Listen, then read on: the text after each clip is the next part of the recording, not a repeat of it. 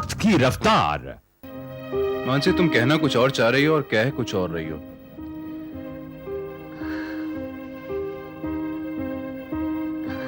नहीं भैया, ऐसी बात नहीं है। मानसी, मैंने तो तुमसे ये पूछा ही नहीं कि तुम कहां थी, किसके साथ थी। तुम पहले भी कई दफा देर से आई हो, मैं तुम्हारा काम जानता हूं। फिर तुम इस तरह से अचानक हड़बड़ा क्यों गई? क्या बात है? क्या छुपा रही हो तुम? कुछ भी तो नहीं भैया। मानसी, तुम जरूर मुझसे कुछ छुपा रही हो। देखो, मैं अब सीरियस हूं। मुझे बताओ तुम कहां थी और किसके साथ थी।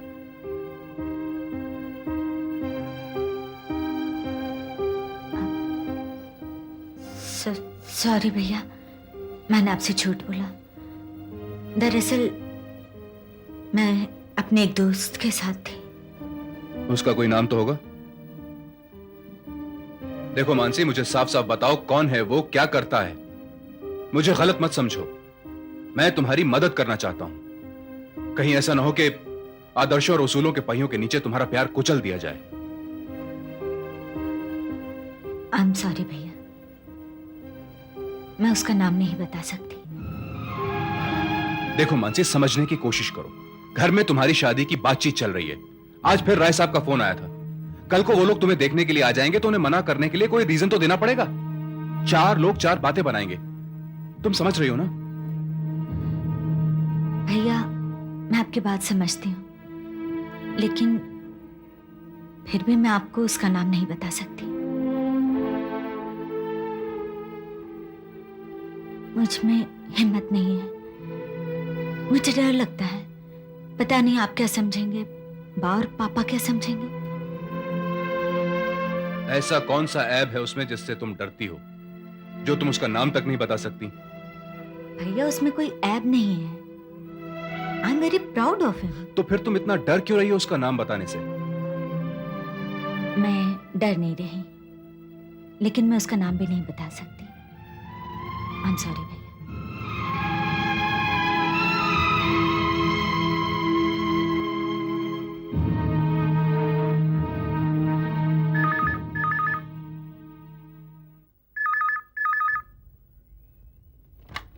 हेलो। हेलो आभा, मैं योगेश बोल रहा हूं। हाँ योगेश, बोलो। कैसी हो तुम? अच्छी हूँ।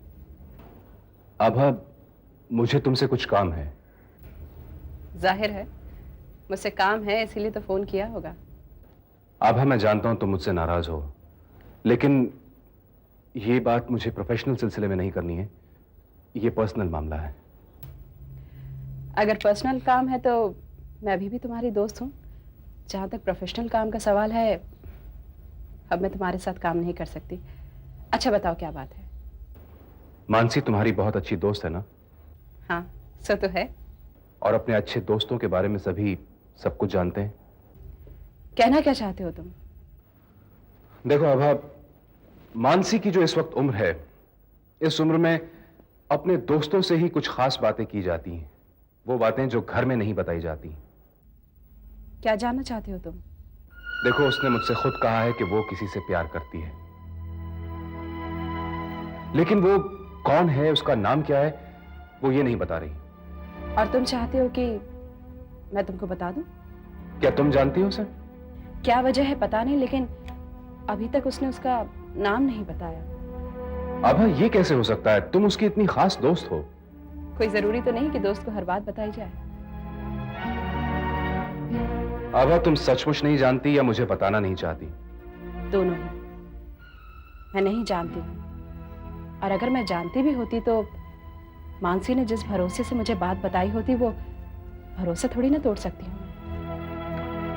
देखो आभा, मैं ये सब मानसी की भलाई के लिए पूछ रहा हूं। मैं जानती हूँ तुम मानसी के भाई हो, तुम उसकी भलाई ही चाहोगे, लेकिन मैं इस बारे में कुछ नहीं जानती।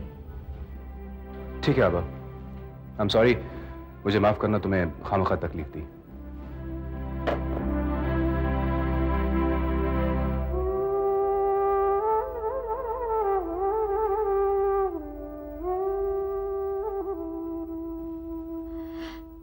हे भगवान, तुम मेरी उलझन समझ रहे हो ना?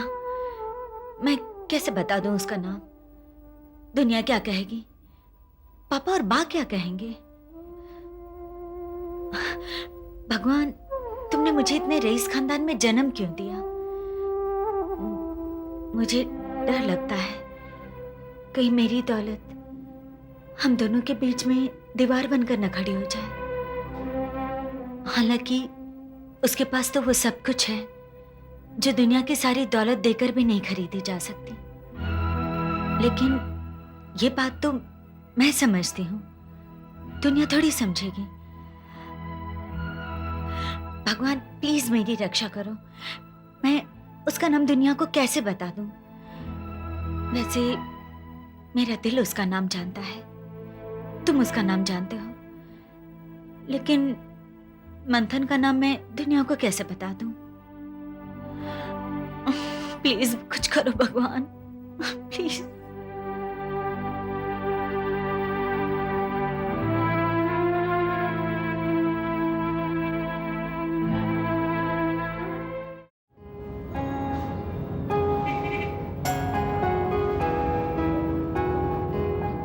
क्या सोच रही हो? सोच रही हूँ ये शहर, ये इमारतें, ये लोग, किस तरह से यहाँ पर लोग आकर बसते हैं। सैकड़ों सालों से यही चला आ रहा है। पहले लोगों की किस्मत शहर बनाता है, फिर वो शहर की किस्मत बनाते हैं। इसी तरह से तो शहर बसते हैं, जिंदगियां बसती हैं। ये जिंदगी कितनी खूबसूरत है। हाँ, वो तो है। लेकिन मेरे ख्याल से जिस नजर से हम इस जिंदगी, इस दुनिया को देखते हैं, उसी रंग की नजर आती है दुनिया। जिस तरह पानी का रंग। हमें भी पानी की तरह बहना है। नहीं, मैं ये नहीं मानता। हम पानी की तरह बहते नहीं हैं, हमने बनाया है अपने आप।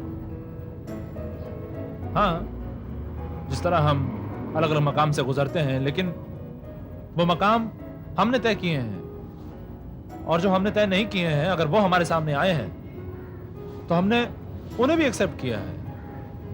लेकिन हमने जो कुछ भी किया है सोच समझ कर किया है, ऐसा मैं मानता हूं। मंथन, मैं अपने बारे में बहुत सोचने लगी हूँ। सोचना ही चाहिए तुम्हें।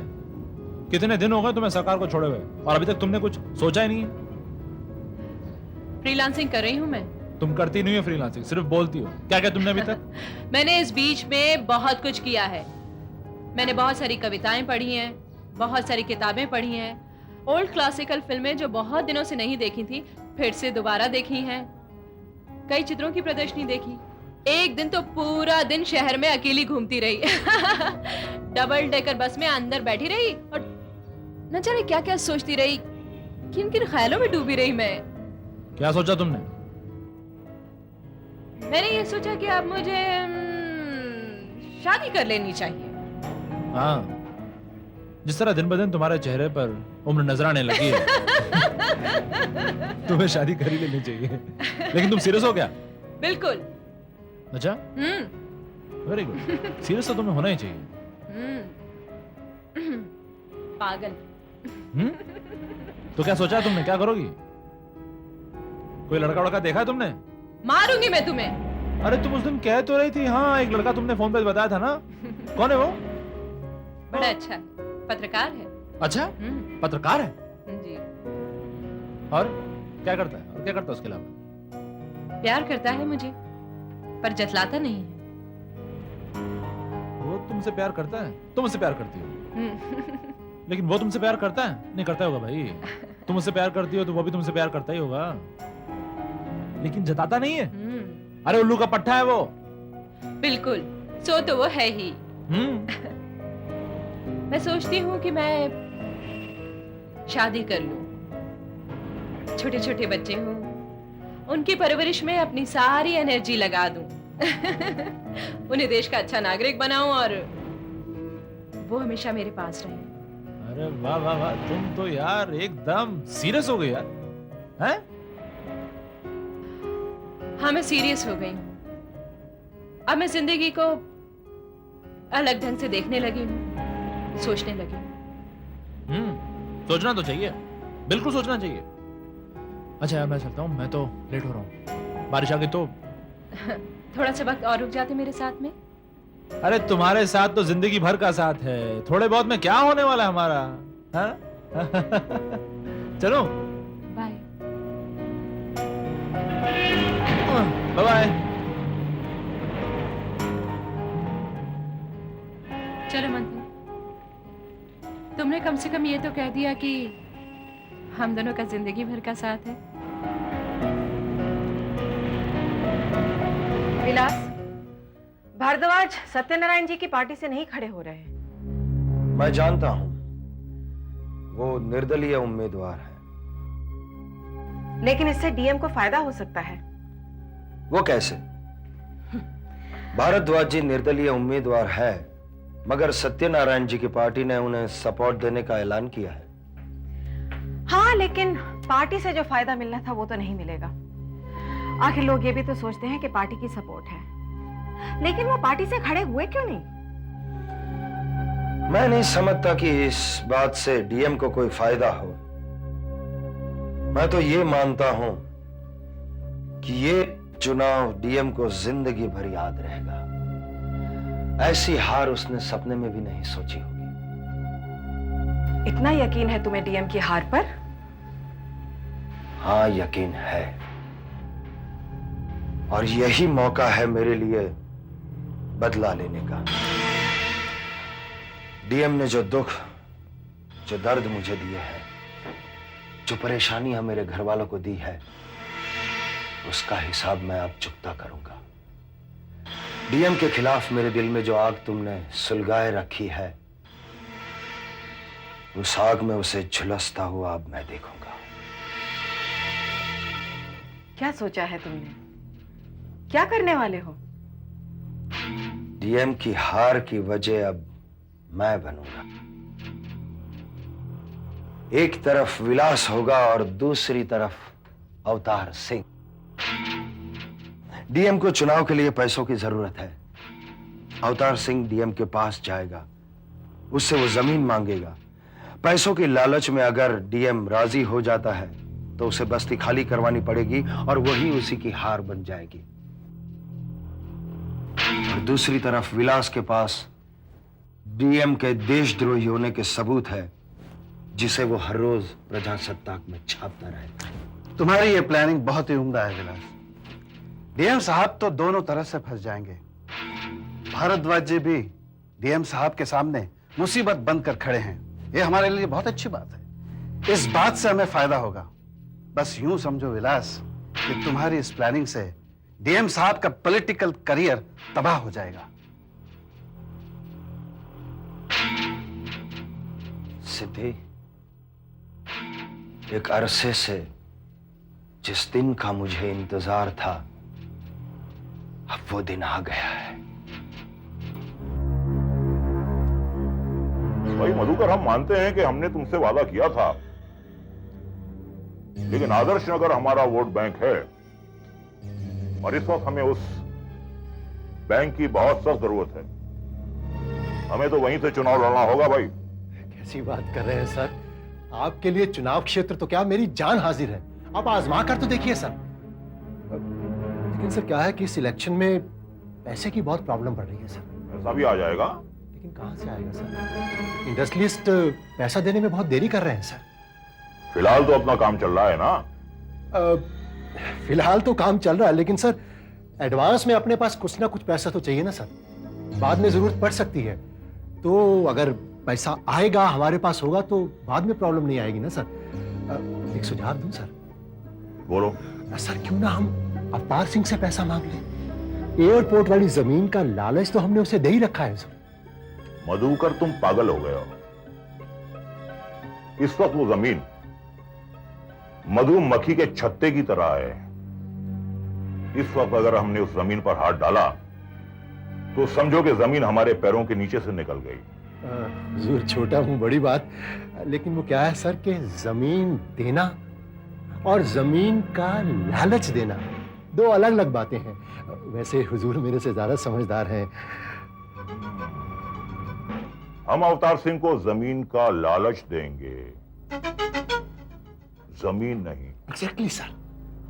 अवतार सिंह को वो एयरपोर्ट वाली जमीन चाहिए और इसके लिए उसने हमें 5 करोड़ रुपए देने का वादा किया था। हम शायद अपना वादा पूरा ना करें, लेकिन अवतार सिंह अपना वादा जरूर पूरा करेगा। आगे जो होगा देखा जाएगा। क्या बात है सर। सर फिर फोन लगाऊं उसे सर? नेक काम में देर नहीं करनी चाहिए, लगाओ फोन। क्या बात है सर।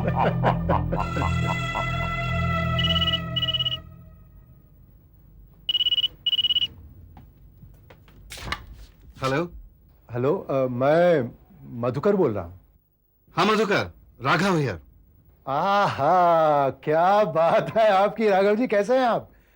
राघव जी आपके लिए खुशखबरी है। वो एयरपोर्ट वाली जमीन के केस की हलचल शुरू हो गई है। बहुत खुशखबरी सुनने को मिलेगी आपको। उसी सिलसिले में हम लोग आपसे मिलने आना चाहते हैं। कब आए आपके पास?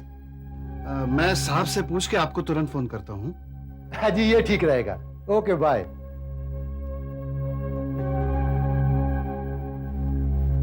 विलास, मधुकर का फोन था। डीएम साहब तुमसे मिलना चाहते हैं और वो यहाँ कल आ रहे हैं। यहाँ नहीं राघव, उन्हें कह दो हम उन्हीं के घर पर उन्हें मिलेंगे। अच्छी बात है।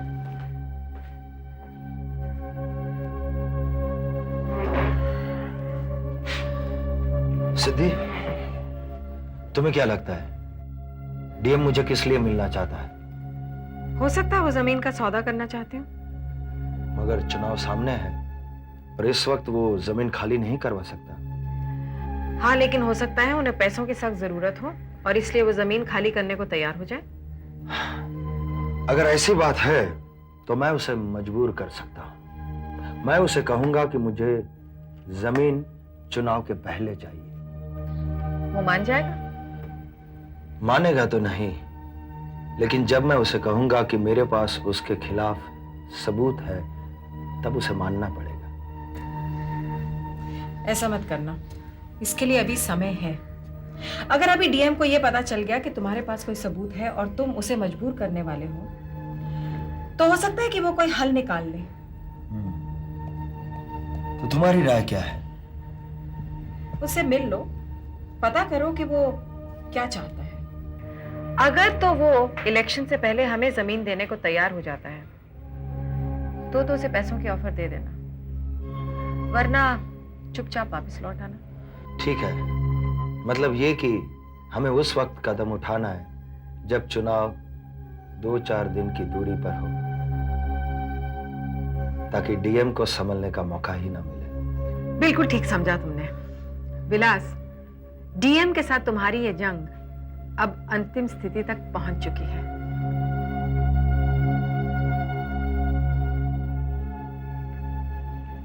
हुजूर, जालना से कुछ लोग आए हुए हैं, आपसे मिलना चाहते हैं। वो वहां अपनी पार्टी का काम शुरू करना चाहते हैं हुजूर। भाई आज हम किसी से भी मिलने के मूड में नहीं है। देखिए हुजूर, 2 दिन से यहाँ बैठे हैं, आपसे मुलाकात करना चाहते हैं, मिल लीजिए आप। अरे भाई उनसे कहो शाम को आ जाए ना, अभी अवतार सिंह आने वाले हैं। लेकिन देख लीजिए हुजूर, आज अवतार सिंह पूरा 1 घंटा लेट है। भाई हमें इंतजार करना पड़ेगा, काम हमारा है, अटकी हमारी है। और गेट पर जाकर कहो कि उन्हें डायरेक्ट आने दें, रोके नहीं। मैंने बोल दिया हुजूर।